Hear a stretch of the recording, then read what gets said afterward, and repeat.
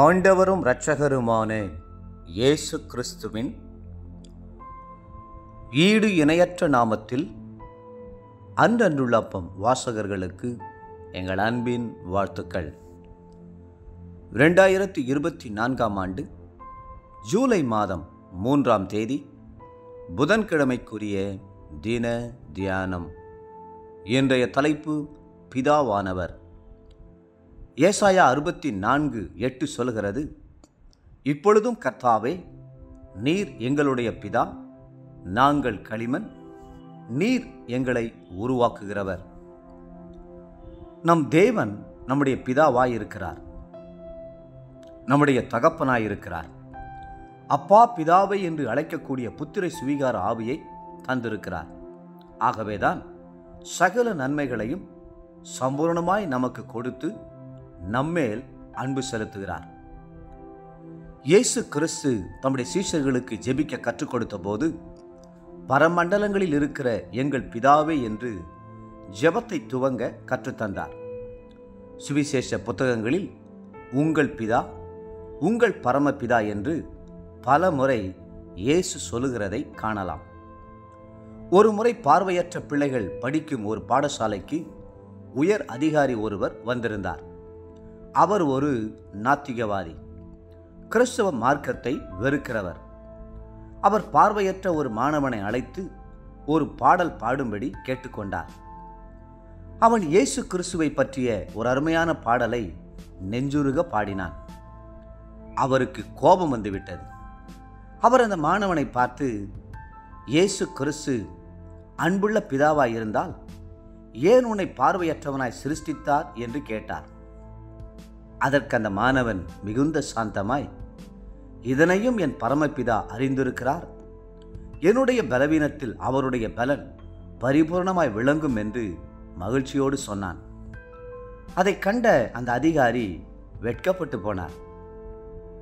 பரமபிதா எல்லாவற்றையும் அறிந்திருக்கிறார். பல வேளைகளிலே நம்முடைய உள்ளத்திலே இது ஏன் நேரிடுகிறது என்றும், ஏன் இந்த பிரச்சனை என்றும், ஏன் எனக்கு இந்த பாடு என்றும் எண்ணி அங்கலாய்க்கிறோம். ஆனால் பரமபிதாவோ எல்லாவற்றையும் அறிந்திருக்கிறார்.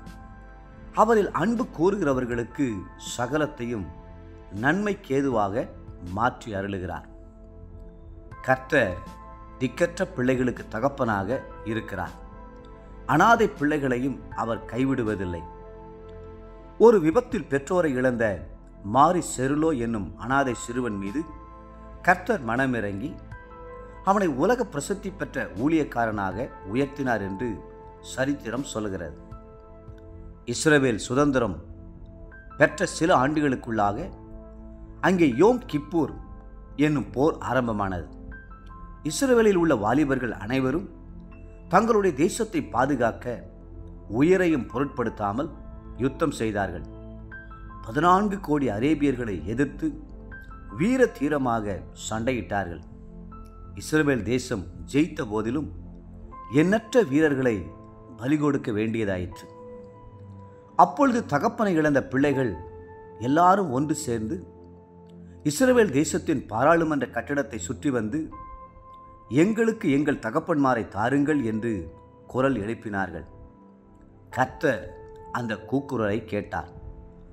அதன் பின்பு நடந்த எல்லா யுத்தங்களிலும் இஸ்ரவேலருக்கு ஜெயம் கொடுத்து தகப்பனற்ற பிள்ளைகளுக்கு அவரே தகப்பனானார். கர்த்தர் சொல்லுகிறார், எரேமியா 49:11, திக்கற்றவர்களாய் போகும் உன் பிள்ளைகளை ஒப்புவி, நான் அவர்களை உயிரோடே காப்பாற்றுவேன், உன் விதவைகள் என்னை நம்புவார்களாக. இன்றைய நினைவிற்கு 89ஆம் சங்கீதம் 26ஆம் வசனம். அவன் என்னை நோக்கி, நீர் என் பிதா, என் தேவன், என் ரட்சிப்பின் கண்மலை என்று சொல்லுவான். இன்றைய வேத வாசிப்பு காலை யோபு 25, 26 மற்றும் 27ஆம் அதிகாரங்கள்.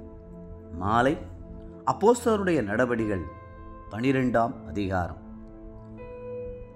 அன்புக்குரிய அன்றன்றுள்ளப்பம் வாசகர்களே, மீண்டும் உங்களை வாழ்த்துகிறோம். நம்முடைய கர்த்தர் நம்முடைய பரம பிதாவாய் இருக்கிறார். அவர் எல்லாவற்றையும் பார்த்து கொள்வார்.